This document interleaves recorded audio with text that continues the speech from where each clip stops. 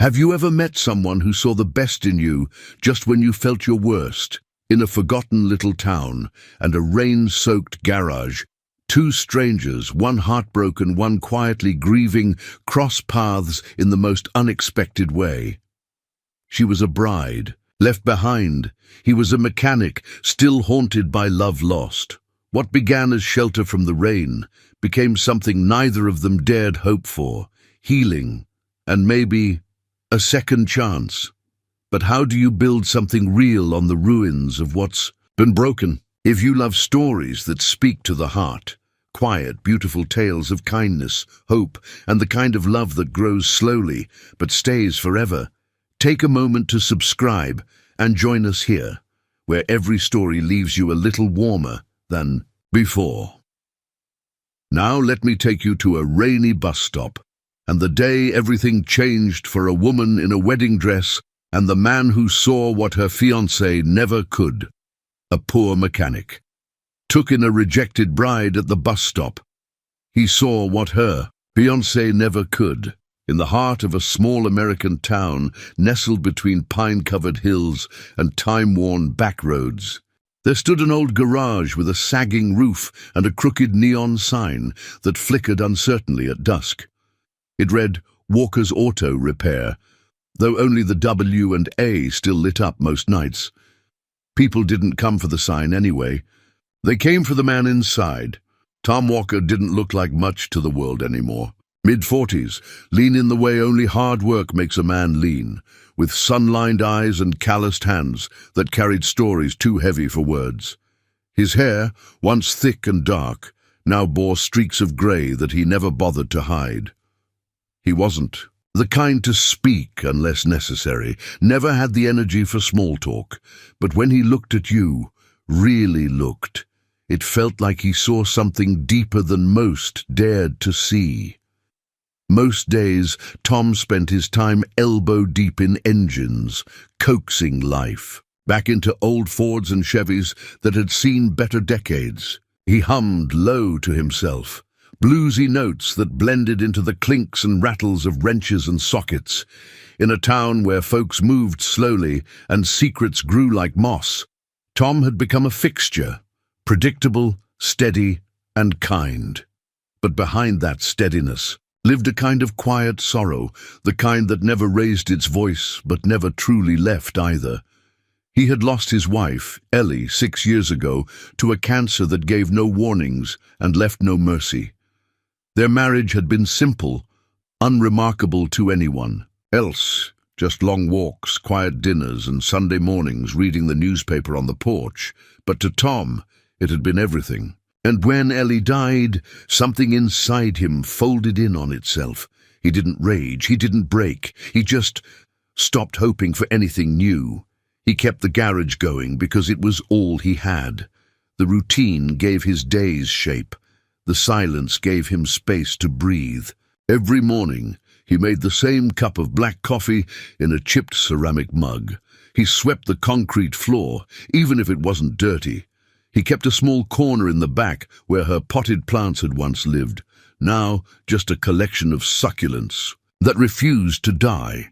Like him, they were survivors of something unspoken. Tom never expected company. That's why the knock on the garage door that particular evening took him by surprise. He glanced at the clock, 6:47 p.m., late for customers. He wiped his hands on a rag and pushed open the side door, expecting maybe someone with a flat tire or a lost dog. What he saw instead stopped him cold. A woman, sitting on the bench at the bus stop across the street, head bowed, hair plastered to her face from the rain, and a white wedding dress, mud-streaked, soaked through, clinging to her like defeat. At first, Tom hesitated. This wasn't his business, this wasn't his world. But then she looked up, and in that half-second glance, he saw something so familiar it made his chest ache. A quiet pain, tightly wrapped and desperately trying not to fall apart in front of a stranger. Tom didn't call out. He didn't ask questions. He simply walked across the street, took off his worn-out flannel jacket, and held it out. "It's colder than it looks," he said gently. The woman blinked, unsure. "I'm fine," she whispered. "No one sits at a bus stop in a wedding dress during a rainstorm because they're fine." She gave the faintest ghost of a laugh. "Fair point." He nodded toward the garage. "There's hot coffee inside and a dry chair." She hesitated only a moment longer, then stood and followed. Inside, Tom moved with quiet efficiency. He flipped on the overhead light, revealing the soft clutter of the garage. Tools neatly organized, an old radio humming blues from a forgotten era, and a worn couch pushed against the far wall near a small space heater. "Sit," he said, gesturing. To the couch. "I'll find something dry." He returned with a thick wool blanket and handed it to her without comment. Then he poured 2 mugs of coffee, handed her one, and settled onto a stool nearby. Still, he didn't ask. She noticed. "You're not curious?" she asked. "I figured if you wanted to talk, you would." She looked down at the steam rising from her cup. "My name's Claire." He nodded. "Tom." There was silence, but not the awkward kind. It was the kind that wraps itself around people like a shared understanding.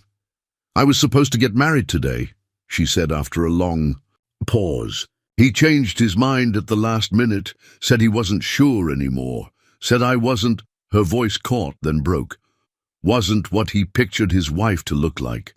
Tom's eyes didn't flinch. He didn't ask what that meant. He didn't need to. Pain wears the same face, no matter how it's dressed.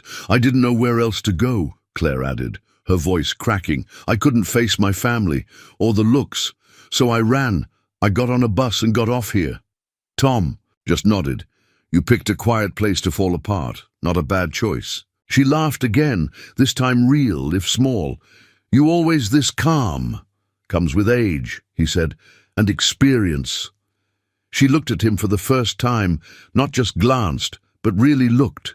There was something in his stillness that felt safe, like the eye of a storm. She didn't know why, but it made her want to stay a little longer. "Thanks for not asking too many questions," she said softly. "I found people usually say what they need to, when they're ready," Tom replied. The rain tapped rhythmically against the garage roof as night deepened. Claire leaned back against the couch, eyes heavy, fingers curled around the warm mug. Tom stood quietly and pulled an extra pillow from a cabinet, setting it beside her. "You can stay here tonight," he said. "Room in the back's got a cot. Not fancy, but it's dry." She didn't protest. "Thank you," she whispered. Tom turned off the overhead light, leaving only the soft glow of a desk lamp in the corner. As he stepped into the back to leave her to rest, Claire called after him. "Tom?" He turned. "You didn't ask what's wrong with me.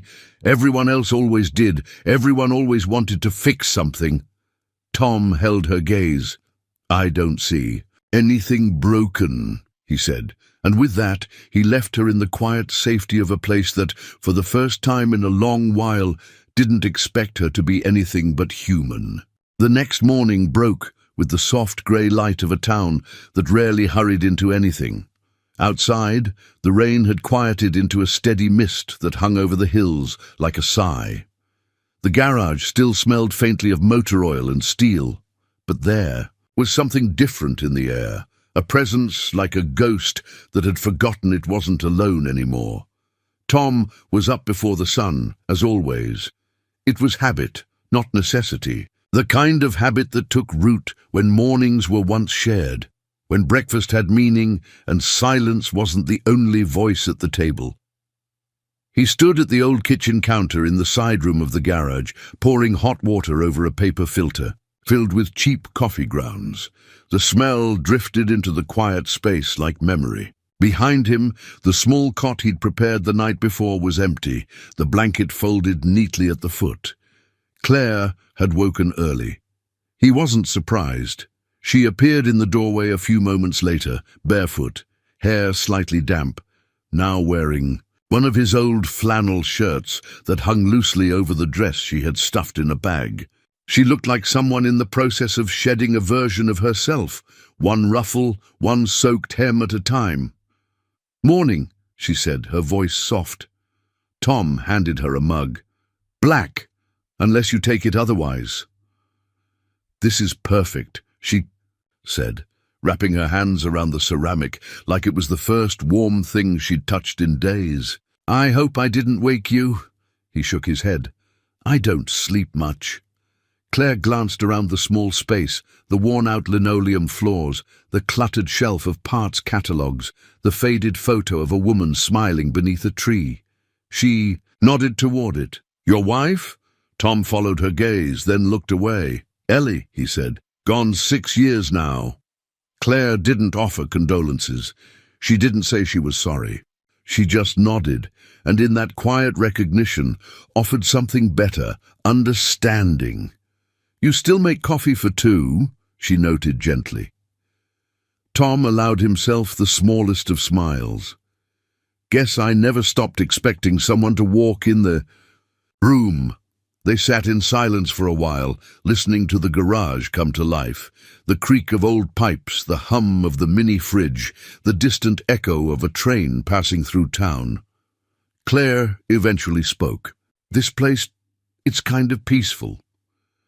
"Not what most people think of a repair shop," Tom replied, sipping his coffee. "No, but it's got a soul," she said. "I mean, it's not polished, not perfect, but it feels real, safe." That word, safe, hung between them like a truth neither had spoken out loud. Tom set down his mug and stood. "Come on, let me show you something." He led her through the garage, past the rows of tools and half-repaired vehicles, to a corner near the back where light filtered through a dusty skylight onto a patch of green. There, beneath shelves of dusty carburetors and brake pads, were 5 stubborn succulents in mismatched pots. "Unbloomed faintly, Ellie's plants," he said. "I don't have the heart to toss them, and they won't die no matter how much I neglect them." Claire knelt to touch one, brushing a finger across a leaf. "Maybe they know they're still loved." In some quiet way, Tom didn't respond, but his jaw tightened in that subtle way people do when they're trying not to feel too much. The day passed without ceremony. Claire offered to help sweep the floors, tidy the workbench. Tom tried to protest, but she waved him off. "I need to do something," she said. "Something that's not waiting for a bus or pretending I'm not falling apart." So she stayed. She rearranged the old coffee shelf, labeled drawers that had been a mess for years, even scrubbed the window near the front that hadn't seen Windex since Tom could remember. By late afternoon, she looked different, not in appearance, but in posture. There was less weight on her shoulders, less apology in her presence. Tom made dinner. Grilled cheese and tomato soup. Ellie's old standby when money was tight and the nights were long. Claire ate like someone who hadn't tasted real food in days. She smiled, tired but honest. "Best grilled cheese I've ever had," she said. He raised a brow. "You must have been eating some bad sandwiches," she laughed. "Or maybe it's just the company." The room felt warmer then, not from the heater, but from something slower burning, something neither of them named yet. Not attraction, not romance, just recognition. That feeling of being seen, not for what the world expected, but for who you were when the masks were gone. Later that evening, after she had gone to the cot and Tom was locking up the front doors, he paused by the light switch and looked out through the garage window. The mist was lifting. The street lamps glowed against the fog, casting long, quiet shadows. There had been a time when Tom dreaded the evenings most. When the sun set and no one was waiting, the silence of the garage felt unbearable. But tonight, it was different. Someone had waited, not for him exactly, but near him, within his walls, breathing the same quiet air, and that somehow was enough. The rain returned in the afternoon, soft at first, just a whisper on the tin roof of the garage, then steadily stronger, soaking the town in a hush that blurred edges and muffled sounds. Tom stood just inside the bay door, watching the water, running ribbons down the driveway, pooling at the curb like quiet regrets. He had just finished changing the alternator on a '97 Dodge Ram, and the ache in his lower back reminded him he wasn't 30 anymore. As he wiped his hands on a rag, his gaze drifted across the street to the bench at the bus stop where she'd been sitting 2 nights ago, drenched, shaking, alone. That image still lingered in his mind. He hadn't expected her to stay. In fact, he'd braced for the sound of the back door closing quietly sometime in the night. It was what people did, especially the ones who'd been wounded. They left before they could be left again. But Claire hadn't left. She hadn't spoken much yesterday. She had moved carefully through the space, asking if she could help with small things, tidying corners long forgotten, organizing the junk drawer like it mattered. And Tom, not knowing how to tell her he appreciated it, had simply made sure the coffee pot was always full and the garage stayed warm. Today, she was sitting in the corner of the shop with a mug of tea and one of his flannel shirts still hanging, loose on her small frame. She was reading a faded copy of Popular Mechanics from 1988 and smiling faintly at the dated illustrations. Tom cleared his throat. "That magazine's probably older than you." Claire looked up, grinning. "It's," he comforting, "everything's so certain, like if you follow the instructions exactly, you'll always get it right." Tom gave a half smile. "That's not how it usually works." "No," she said, flipping a page, "but it's a nice idea." He returned to his workbench, trying to focus on the carburetor in front of him. But her presence tugged at his awareness, gentle but persistent, like the sound of a song you didn't realize you remembered. Around mid-afternoon, the rain reached a crescendo, pounding against the garage doors like it had something to say. Claire stood, walking toward the front window. Her expression softened as she stared out at the empty street. Tom noticed. "You okay?" She nodded, then shook her head. "That's the bus I was waiting for," she said softly. Tom followed her gaze. The old county bus, grey, wheezing, rolled to a stop across the street, hissed open its doors, and sat for a long, wet moment. No one got on. No one got off. Then it pulled away. "I wasn't even sure where I wanted to go," she murmured. "I just didn't want to be there anymore." Tom didn't ask what they meant. He didn't need to. He had his own version of it. A hospital room with fading hope, an empty house filled with echoes. Claire turned to face him. "You know, I never thought I'd be that girl, the one who gets left, the one people whisper about." "No one worth anything whispers," Tom said simply. She gave him a long look. "You don't even know me." "Know enough." Claire wrapped her arms around herself as if the chill from the rain had found its way inside. "You don't think I'm pathetic, just showing up like that, in a dress meant for something that didn't happen?" Tom sat down. His wrench walked toward her, stopped just short of reaching out. "I saw someone brave enough to leave when it wasn't safe to stay. That doesn't look like pathetic to me." Claire looked away, blinking fast.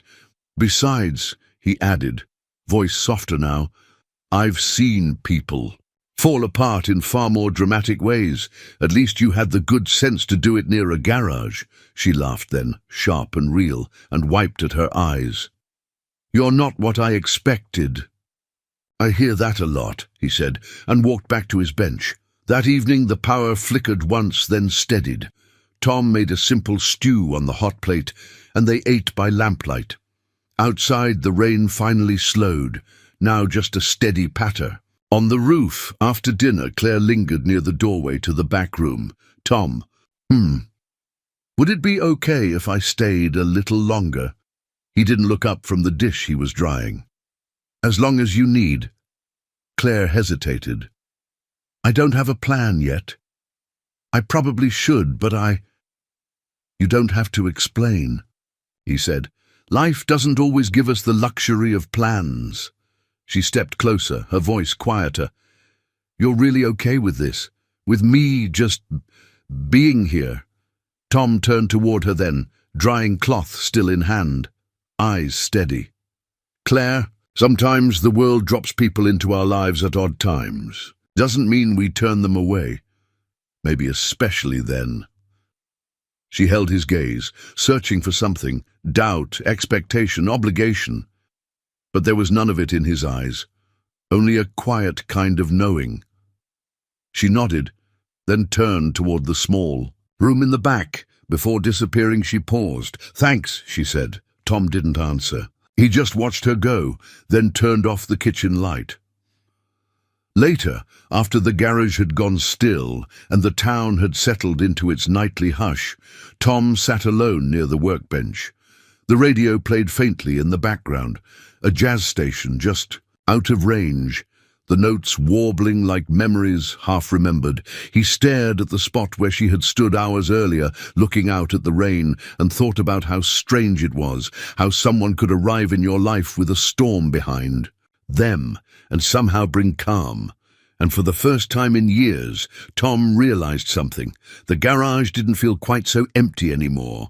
The wedding dress hung from a hook near the back room, draped in silence like a ghost that hadn't yet decided to leave. Its once bright white was now dulled with streaks of mud and the faint trace of city grime.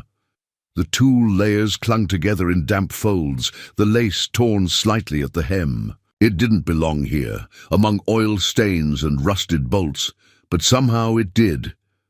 Claire stood across from it that morning, towel drying her damp hair and studying the dress as if it were someone else's life, a costume from another script. It had been chosen after 3 appointments, 2 fittings, and far too many opinions from people who loved her the way you love something you want to mold. But no one had asked her if it felt like hers.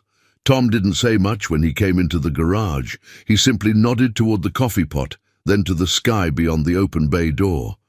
"Rain's letting up." Claire followed his gaze.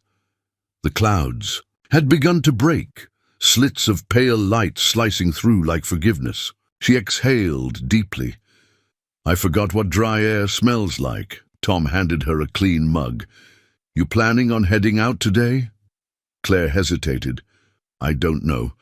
I keep thinking I should. But you don't want to." She looked at him, surprised. "Is it that obvious?" Tom leaned against the counter, sipping his own coffee. "I've known a lot of people who don't know where to go. They usually stay where they're treated decent until they figure it out." "And you don't mind being that place?" He shrugged. "Garage has got room. Coffee's hot. Doesn't cost me a thing to be kind." Claire smiled faintly, then glanced back at the dress. "I should throw it away." Tom didn't respond right away. "You could, or you could keep it as proof." "Proof of what?" "That you walked away when you weren't seen, that you didn't settle for being invisible." That stopped her. She hadn't thought of it that way. "I didn't walk away," she said quietly. "He left me. Same road, just different footsteps." The day unfolded slowly, like most in small towns. The streets remained quiet, except for the occasional pickup rolling by. Claire swept the garage floor with long, thoughtful strokes. Tom replaced the spark plugs on an old Subaru and tried not to keep glancing her way, but failed. At one point, Claire opened the storage cabinet in the corner and let out a small gasp. "You kept all your manuals?" Tom looked up. "Yeah, can't always rely on memory."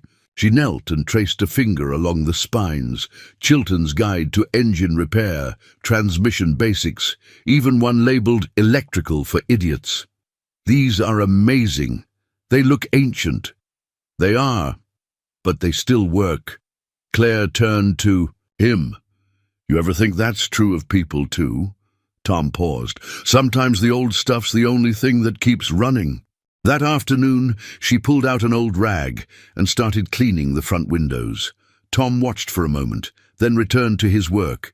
He liked the rhythm of having her there, quiet but present, like background music you didn't know you missed. Until it stopped, she worked without being asked. She didn't fuss or over-explain, and she didn't flinch when silence filled the room. That was rare. Most people filled silence like it was something broken. But Claire, she let it be. They shared lunch in the garage office, grilled chicken sandwiches from the diner down the street. Claire picked at hers a bit, then finally asked, "Did Ellie like it here?" Tom looked up, startled. He hadn't heard his wife's name out loud in months. She loved the quiet, he said after a moment. Didn't care for the grease, but she liked knowing where I was, liked the steadiness of it. She sounds steady herself. She was stronger than me, Tom admitted. Braver too. I used to think she married down. Claire raised a brow. No woman marries down when she's loved well. They locked eyes for a moment, longer than was necessary. Something gentle passed between them, a kind of permission to be a little more open, a little more seen. As the sun dipped behind the pines, Claire stood at the workbench, rearranging a drawer filled with tangled wires and half-used screws. She held up a bent bolt and smiled. You keep everything. You never know what you'll need again. I like that, she said softly. The idea that something can be bent and still useful. Tom didn't answer. He just watched her as the last golden light of the day lit her face.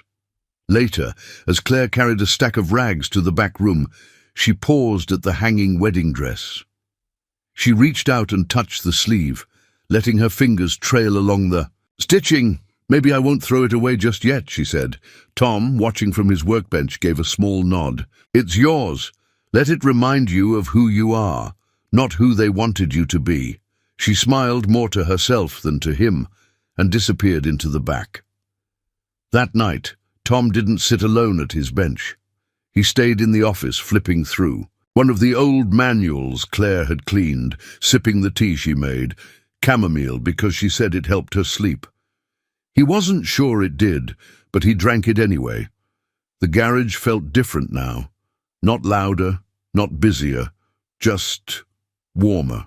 As if someone had opened a window in a house long shut and let in air again. He glanced toward the back, where a faint light glowed beneath the door.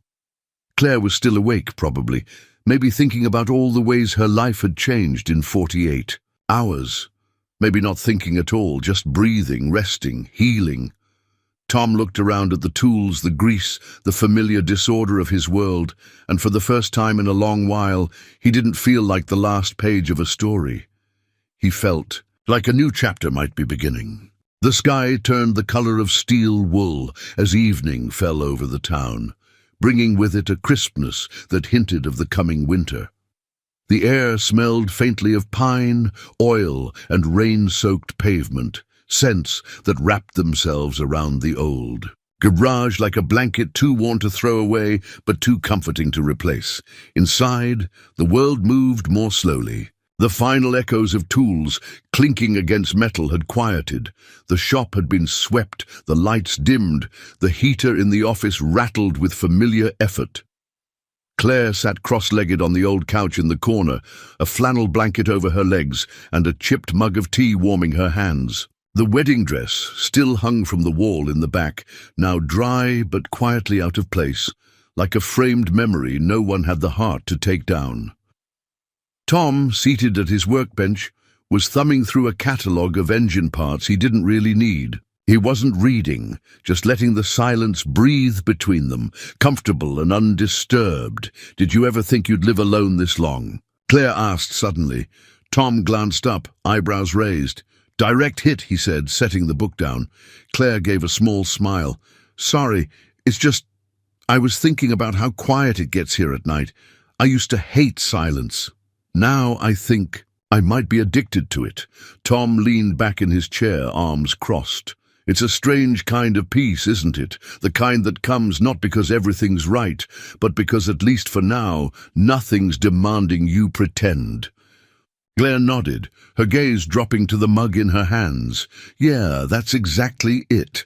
They sat for a moment longer before Claire looked up again. You don't ask questions, Tom shrugged. I figure life's already asked you plenty. But don't you wonder? About me? I do, he said simply. But wondering isn't the same as prying. Claire studied him. What if I want to be asked? That surprised him. He thought about it, then nodded once. Okay. Why were you going to marry him? Claire looked away, out the front window, where a lone street lamp hummed in the dark. Because I thought if I became the person he wanted, maybe someone would stay. The words landed like a soft thud in the quiet room. I spent months changing things, she continued. The way I dressed, how I talked, even the way I laughed. I thought love meant adjusting, adapting, but somewhere along the way, I stopped recognizing myself in the mirror. Tom didn't speak, didn't fill the space with platitudes. He simply let her voice echo unchallenged. I didn't think I was beautiful enough, Claire said quietly. Not for the life his family lived, not for the photos, the country club, the expectations. And eventually, he agreed. Tom's eyes didn't flinch. He didn't deserve you. Claire chuckled, dry and sharp. You don't even know me. I know enough, Tom said again. And I know when someone's light's been dimmed so long, they forget how bright they really are. The silence after that was not heavy, but reverent, like the space between two chords in a hymn. Claire didn't cry. She didn't collapse, but something in her posture softened, like a weight she hadn't noticed was loosening its grip. A few minutes later, Tom stood, stretched his back, and walked toward the small cabinet in the corner of the office. He pulled out an old record player, the kind with a crank and a needle so finicky it took a full minute to coax it into working. Claire watched him with curiosity. Ellie liked music at night, he explained. Said it helped her remember the world was still turning even when it felt like it wasn't. He set the needle down. A low scratch preceded the warm, crackling voice of Ella Fitzgerald, smooth and melancholy. Claire smiled. This feels like something out of a movie. Tom returned to his seat. Most nights it just feels like routine. She sipped her tea, letting the music drift around them like fog. What was she like? Tom's face softened, the edges of his stoicism bending into something gentler. She was sharp, fierce when it mattered. She knew how to sit in silence, without trying to fix it, kind of like you. Claire didn't respond right away. When she did, her voice was almost a whisper. I think I'd have liked her. She'd have liked you too. They shared a long look, one not charged with romance, but something deeper, recognition, mutual reverence for each other's scars. Eventually the hour grew late. The tea cooled, the record skipped. Tom stood and unplugged the heater in the office, then nodded toward the back room. Blankets are folded on the cot. Extra pillow in the closet. Claire hesitated in the doorway, then turned back. I don't know how long I'm staying. You'll know when it's time. She held his gaze. Why are you being so kind to me? Tom considered this, the in question not catching him off guard, but rather giving him pause. Because someone was kind to me once, he said. And it changed everything. Claire nodded, eyes glistening just a little. She didn't say goodnight, only gave him a look that carried more than words could. Then she disappeared into the back room. Tom sat alone for a while, long after the last song had ended. The room felt full but not cluttered, alive but not loud. He thought about how grief never really left. It just took on new shapes. Sometimes it looked like a wedding dress drying in the corner of a garage. Sometimes it sounded like Ella Fitzgerald in the dark.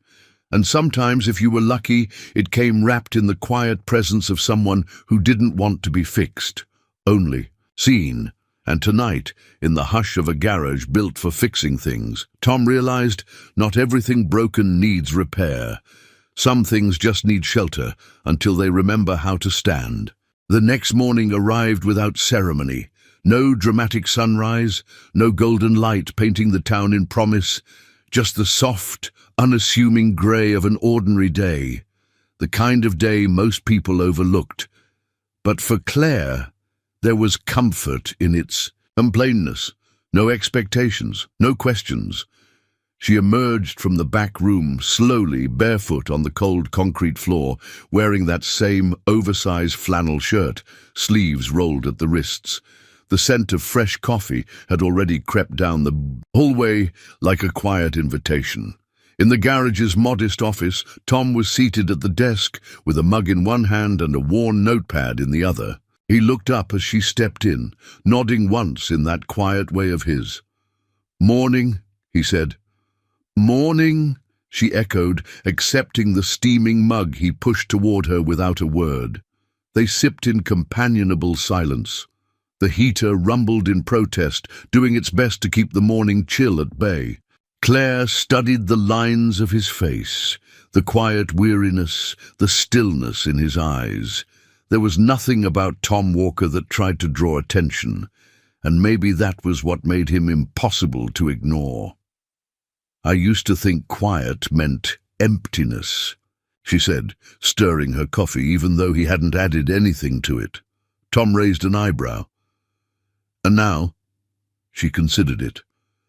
"Now I think it just means there's space for things to grow." He didn't respond right away. Then, "Not everything grows just because there's space." "No," she agreed, "but some things only grow when no one's stepping on them. A flicker of something passed between them, an understanding forged not in shared experiences, but in parallel wounds." Later that morning, Claire wandered out to the front of the garage, where the sun was trying to press through the clouds, half-hearted, but persistent. She leaned against the doorframe and watched as an elderly man parked a rusting Buick and stepped out, clutching his back. Tom came out behind her, recognizing the car, before the man even made it to the sidewalk. "Frank Gallagher. Been driving that clunker since '89. Is it still running?" Tom shrugged. "Barely, but it's like him, stubborn enough to keep going." Frank approached with a grin. "Tommy, got a noise in the engine, sounds like a marching band." Tom gave him a dry smile. "That car's been noisy since Reagan was in office." Frank laughed and handed over the keys. "Just make her sing again." As Tom popped the hood and bent over the engine, Claire lingered nearby, watching. There was something beautiful in the way he moved, efficient, calm, practiced. She'd seen her ex-fiancé fiddle with expensive watches, show off his taste in wine and luxury cars, but none of it had ever felt as grounded as this. "What made you become a mechanic?" she asked, stepping closer. Tom glanced at her from under the hood. "I was 15. My dad's truck died on a back road in February. We were stuck, middle of nowhere. I took it apart on instinct. Didn't fix it that day, but I knew I wanted to learn how." Claire smiled.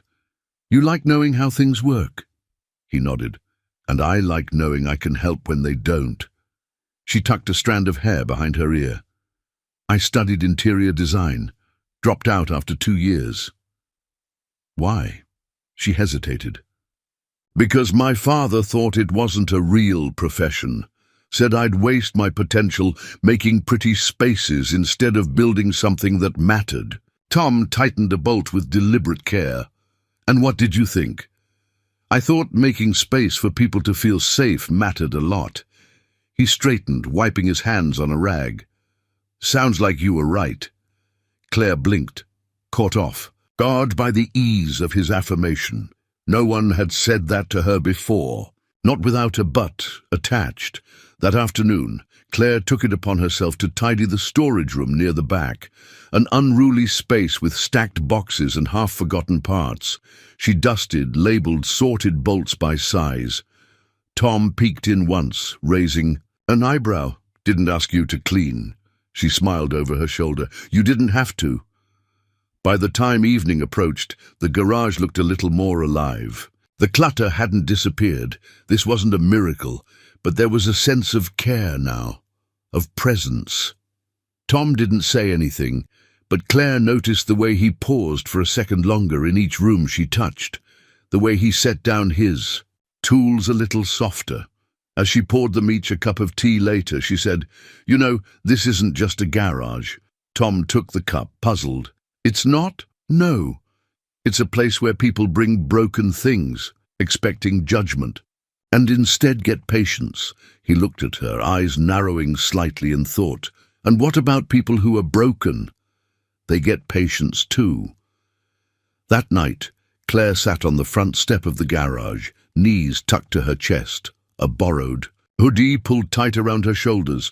Tom joined her without asking, a second blanket in hand, which he draped over her legs. They didn't speak for a long time. The night was cool, but not biting. Above them, stars peeked between thinning clouds. Claire broke the silence. Do you ever think some people spend so long pretending they're fine, they forget how to be anything else? Tom didn't answer immediately. When he did, his voice was soft. I think some people were never given the choice. She nodded, her gaze drifting to the quiet street beyond. I used to believe that if I was enough, thin enough, graceful enough, polished enough, he'd love me better. But now I think he just didn't know how to love someone who didn't need fixing. Tom looked at her, long and steady. You're not broken, Claire. She met his gaze, her voice barely above a whisper. Then why does it still hurt? He exhaled, slow and deep. Because healing doesn't mean forgetting. It just means learning how to live where the pain used to be. They sat in silence again, not to avoid what was painful, but because they had finally found someone who didn't fear sitting in it with them. And that somehow made all the difference. The first sound Claire heard that morning wasn't the groan of the old water heater or the soft hiss of coffee brewing. It was laughter. Deep, warm, genuine. A sound that felt so foreign in this space that for a moment she wasn't even sure. It was real. She sat up on the cot, blinking at the dusty shaft of morning light cutting through the cracked blinds. The laughter came again, muffled but unmistakable. She slipped her feet into borrowed slippers, pulled Tom's flannel shirt around her, and stepped out into the garage. Tom was crouched near the open bay, talking with a boy, maybe 11 or 12, whose smile was missing a front tooth and whose jeans were grass-stained at the knees. The boy held a soccer ball under one arm and was gesturing wildly toward an old bike propped against the wall. She says I wrecked it, the boy explained, but really it just tipped over, Tom smirked. Tipped over into a mailbox, huh? I don't mean it jumped at me. Claire leaned in the doorway, arms folded, watching with quiet amusement. Tom finally stood and ruffled the boy's hair. Go wash up in the sink. I'll take a look at it. As the boy darted off, Claire stepped closer. New apprentice? Tom glanced over. That's Cody. Lives a few houses down. Brings me his bike like clockwork every other week. Is it always the bike that's broken? Tom gave a soft shrug. His mum's working double shifts. Dad's not around much. Sometimes kids just need a place to bring their wreckage. Claire fell silent at that. She understood the feeling all too well. An hour later, the bike was patched up. Cody was sent on his way with a granola bar and a grin, and the garage returned to its usual rhythm. Claire wiped down the front counter while Tom organized bolts, by size humming softly under his breath. You're good with him, she said. Tom didn't look up. I don't do much, just listen. That's more than most people do. He met her eyes then, something thoughtful behind the quiet in his gaze. You're the one who reorganized this place. He noticed, you know, said it felt nicer in here. Claire blinked. Really? He said, it smells like soap now and the tools aren't scary. That's something. A small warmth bloomed in her chest, unexpected but welcome. Maybe, in her own small way, she was starting to belong here, not just in the space, but in its rhythm. Not a guest, not a burden. Something more like presence. By late morning, Claire had taken to repotting Ellie's succulents on the workbench beneath the skylight. She hummed while she worked, sleeves rolled high, hands dusted with soil. She found an old ceramic mug with a chipped rim and used it as a planter, placing it beside the others like it had always belonged. Tom passed by on his way to the parts cabinet, pausing briefly.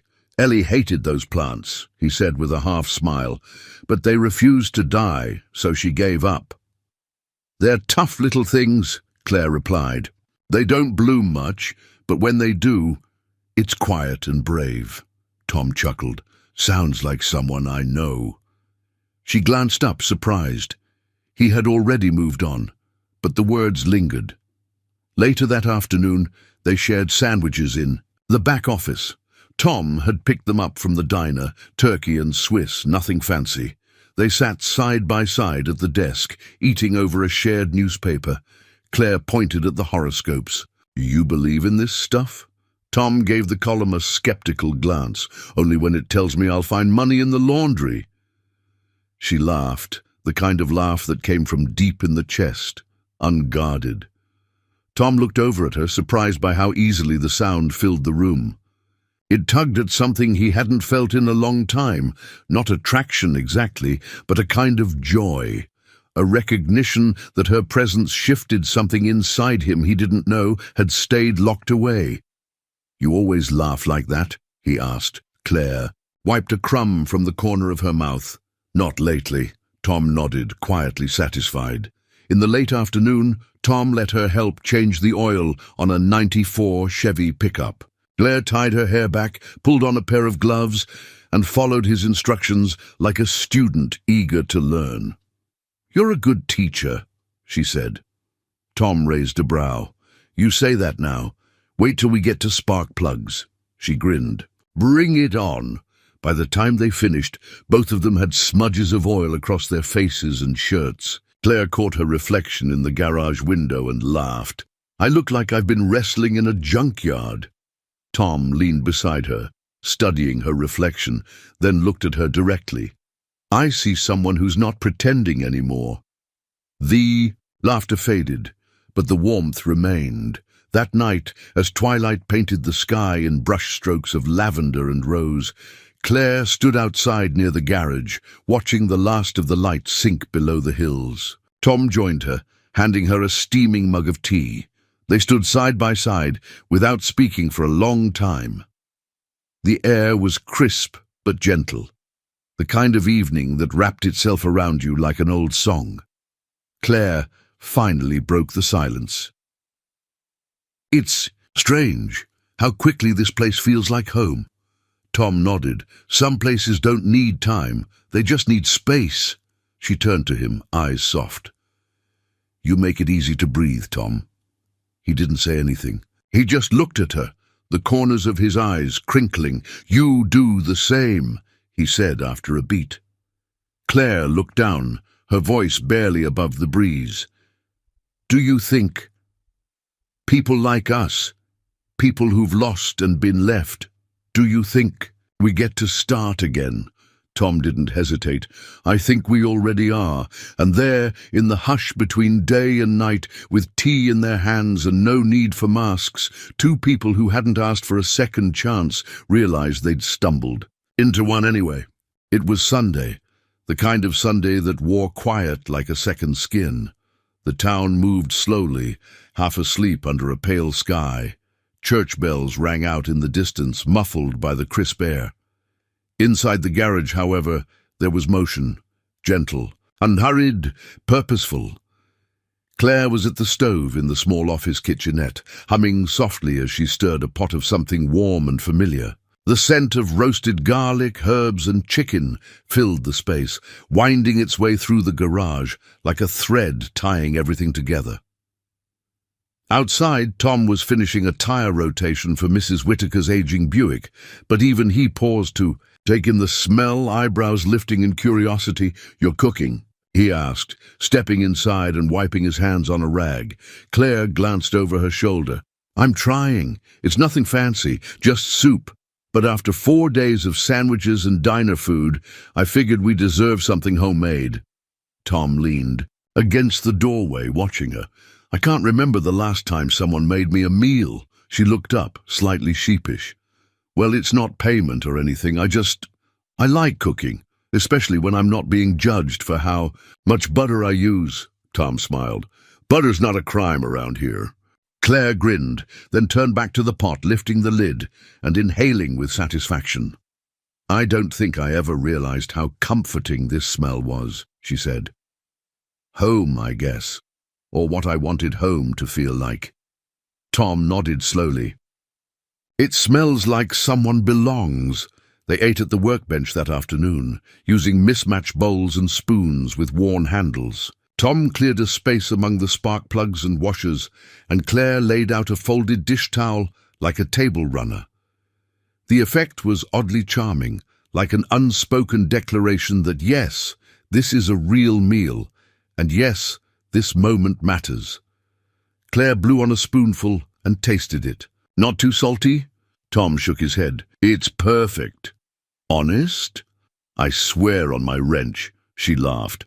That sounds like a sacred oath. He chuckled too, then went quiet for a while, eating slowly. The silence between them wasn't awkward. It had taken on the quality of something earned, something shared. Midway through the meal, Tom set down his spoon and looked at her. Do you miss him? The question landed softly, but it still made Claire pause.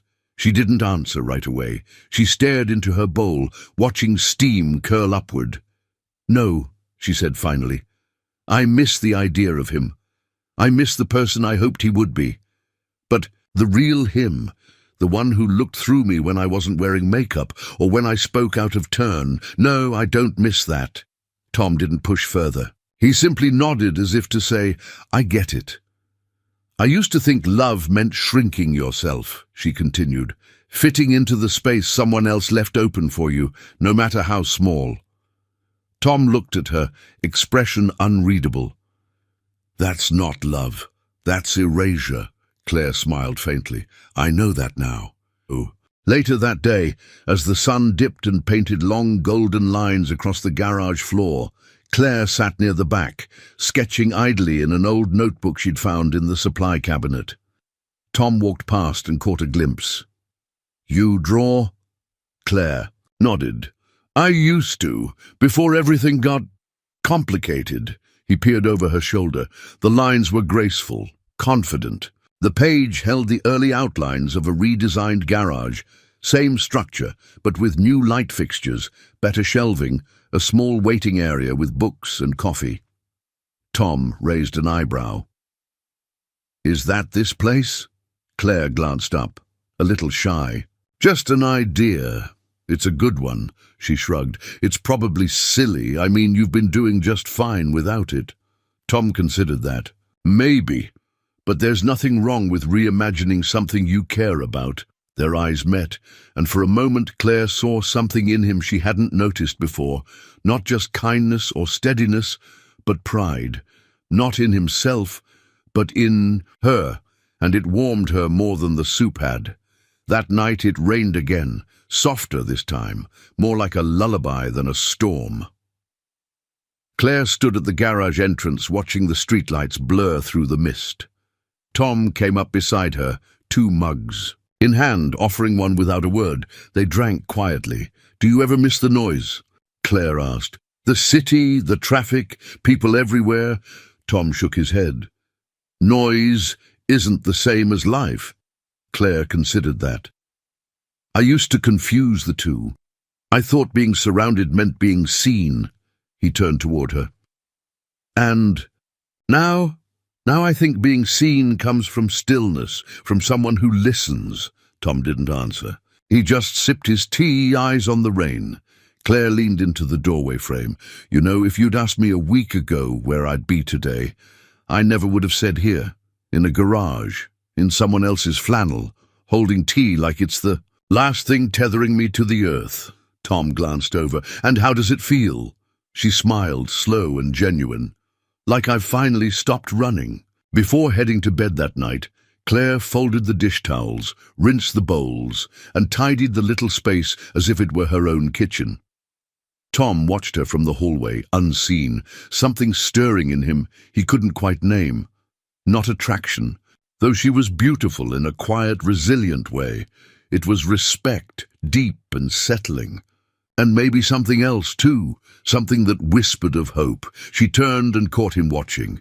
You okay? She asked. He nodded. Just thinking how fast people can become part of a place. Claire's smile was gentle. Maybe I didn't become part of the place. Maybe the place became part of me.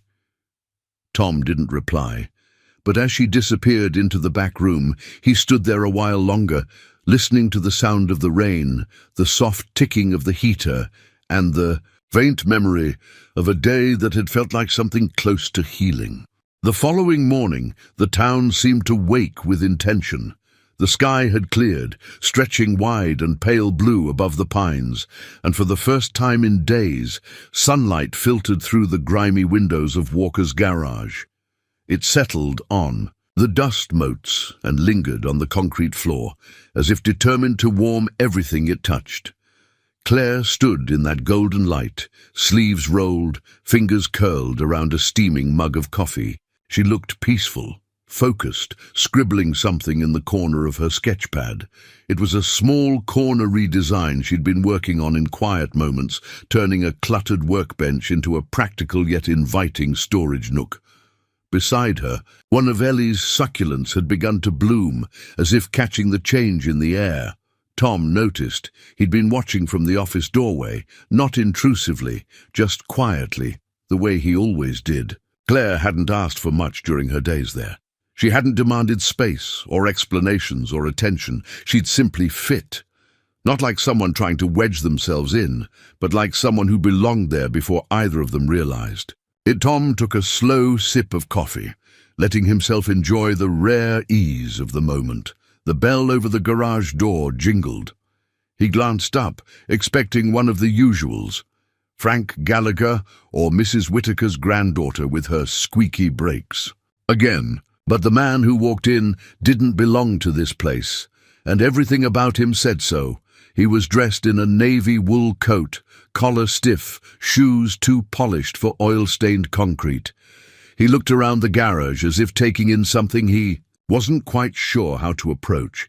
Claire didn't look up until he spoke. "Claire!" Her entire body froze. Tom set down his mug. The man stepped forward, removing his leather gloves with slow precision. "Claire! It's me. I've been looking." Everywhere, Claire turned. Her face had drained of all color, and the guarded light Tom had come to recognize in her eyes snapped back into place like a defense system rebooting. "Dad," she said, voice flat. Tom didn't move. He just stood behind her, quiet, present. Her father took another step.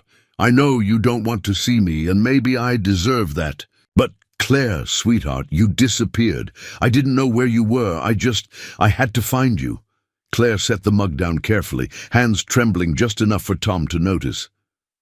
"I didn't disappear," she said. "I just walked. Away from something that was never mine to begin with." Her father exhaled, running a hand through his silver-streaked hair. "Claire, I wasn't trying to control you. I just wanted what was best." "No," she interrupted. "You wanted what looked best, what presented best, a perfect wedding, a perfect husband, a daughter who fit into a picture you could show off at board meetings." Her voice didn't rise. It was low, steady, a quiet kind of pain. Tom remained where he was, a steady shape behind her. Claire knew he wouldn't interfere, and somehow that gave her the strength to keep going. "You never asked if I was happy. You never once looked at me and saw someone who was drowning in a dress picked out by other people." Her father looked genuinely wounded. "I didn't know.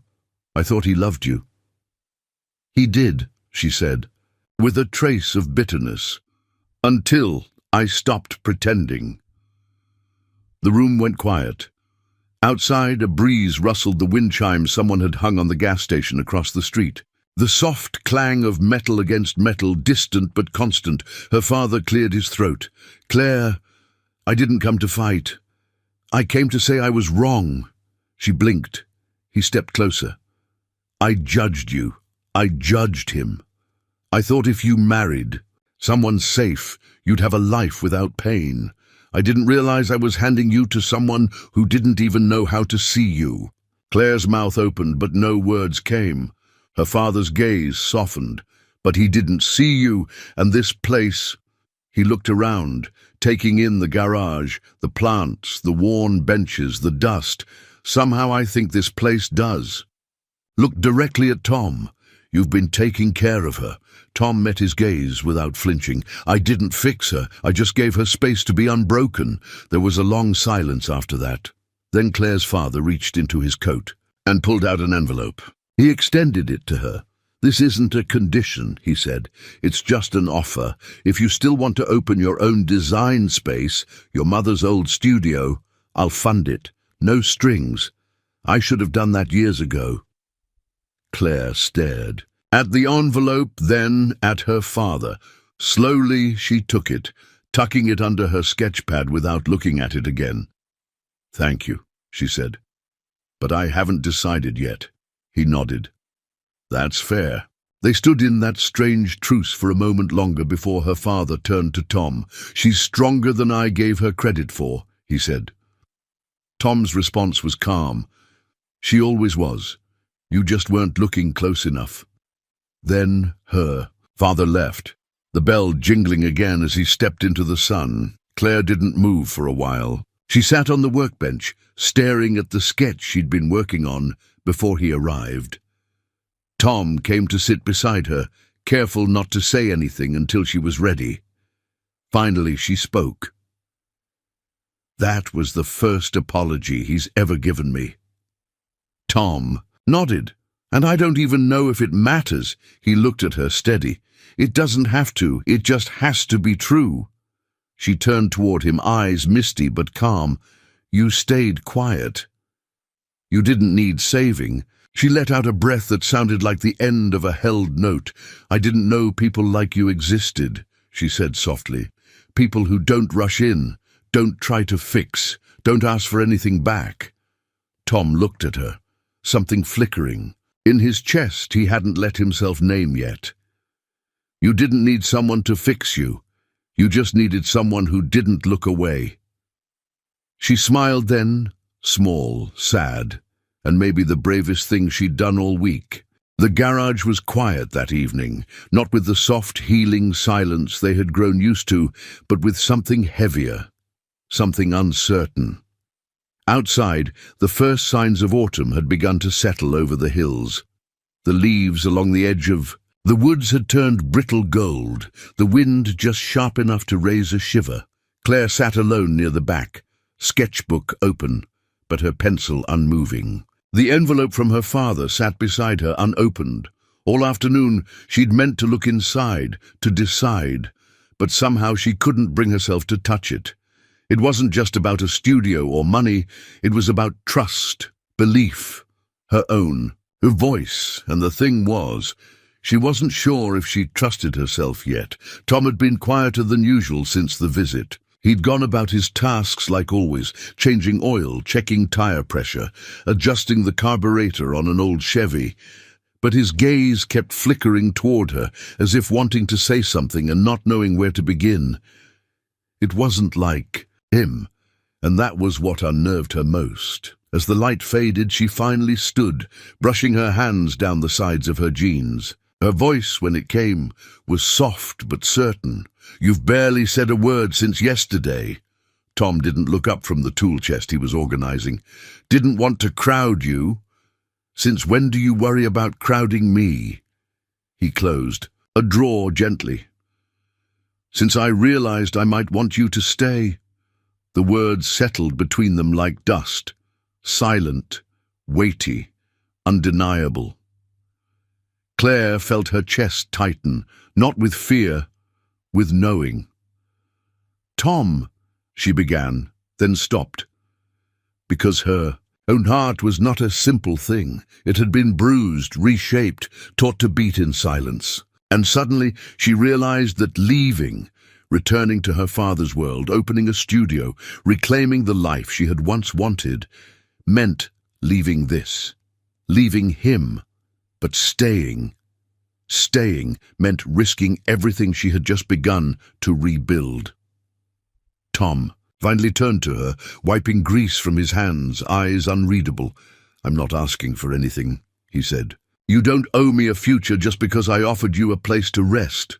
"I know," Claire said, her voice barely audible. "I've lost before," he continued, more to himself than to her. "I've been quiet about it for so long, it just became part of the air I breathe.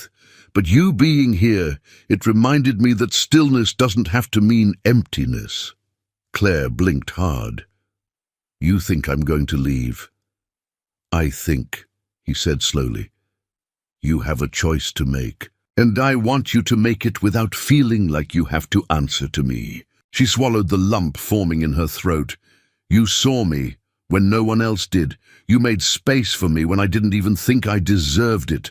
And now that I finally feel like myself again, I don't know what to do with it." Tom stepped closer, not touching her, but standing close enough for warmth to pass between them.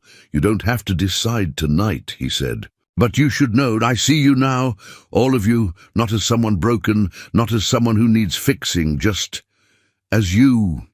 Claire looked up into his eyes, and for a moment everything fell away. The garage, the pain, the fear, the past. And what remained was two people, bare and unguarded, standing at the threshold of something new. "I don't want to disappear again," she whispered. "Then don't," he replied. "But if you need to go, I'll understand." She nodded, slowly. "I need to think." That night, she sat on the front step alone. The stars stretched overhead like quiet witnesses. The town was still. A dog barked somewhere in the distance. The street lamp cast a soft glow across the gravel, and a gentle breeze tugged at the loose strands of hair by her cheek. In her lap sat the unopened envelope. It wasn't just an offer. It was a reminder of everything she had left behind, the world that had defined her worth by appearances, that had measured love in terms of status and expectation. A world where her laughter had to be muted, where her boldness had been softened to fit someone else's mold. She opened the envelope. Inside was a letter, short, almost awkward.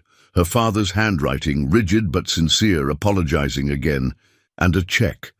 Enough to restart her life. Enough to say yes to everything she thought she'd lost. She folded the letter, stared at the check for a long moment, then set both aside. The truth was, she didn't want to run anymore. She didn't want to build something to prove she could. She wanted to build something because she believed in it. And suddenly she realized maybe that place was already taking shape, right here, under her feet. When she returned inside, Tom was in the office, sipping tea and thumbing through an old photo album. Claire sat across from him, pulling her knees up onto the couch. "I opened it," she said. Tom nodded, waiting. "There's enough money to start over, to go back, to open something new." "And?" he asked gently. Claire looked at him, not smiling but steady. "I don't want to go back, not to that world, not to the version of me they tried to build." She reached into her bag, pulled out the sketchbook, and opened it to the page she'd been hiding for days. A full redesign of the garage office. Nothing flashy, just cleaner, warmer, with touches that made it feel like home, not just a workspace. Tom studied it for a long moment, then looked up at her. "You drew us into this," Claire nodded. "I did." He set the album aside, his voice rough with something he didn't name. "So, what now?" Claire leaned back, exhaling slowly. "Now, I stay."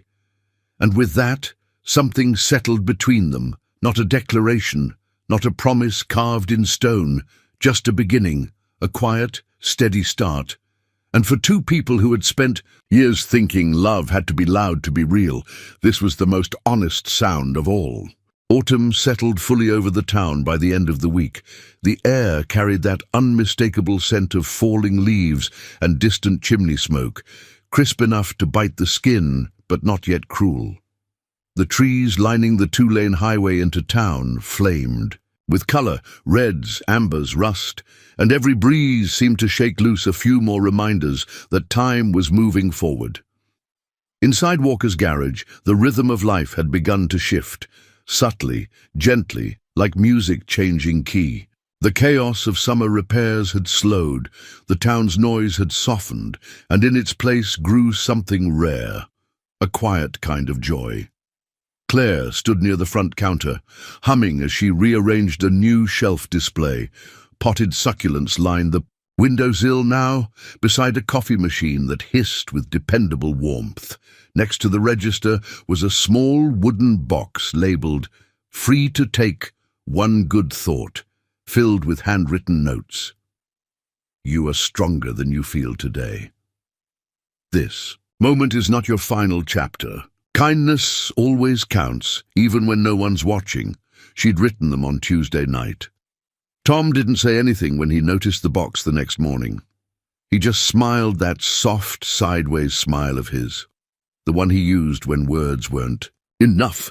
The garage hadn't changed much in structure, but somehow it felt transformed, a little brighter, a little more alive. And Tom, he had changed too, not outwardly. He still wore flannel, still drank coffee black, still moved with that quiet steadiness that made him feel like part of the foundation itself.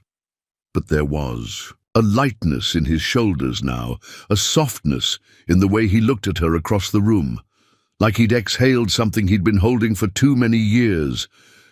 That morning, Claire found him outside, tuning up a rust-red truck with a faded veteran's decal on the bumper. She handed him a fresh cup of coffee and leaned beside him, arms crossed, watching the wind carry leaves across the gravel lot. "You think it's too late to paint the front sign?" she asked. Tom smirked. "You mean the sign that's been hanging crooked for a decade?" She nudged him playfully. "Exactly that one." He set down the wrench and wiped his hands. "What did you have in mind?" "I don't know. Something simple, warm, something that says this place doesn't just fix things, it welcomes people." He glanced at her, eyes steady. "Kind of like you." Claire met his gaze. "You let me be that here." He looked away, pretending to inspect the engine, but his voice betrayed him. "I didn't let you. You just were."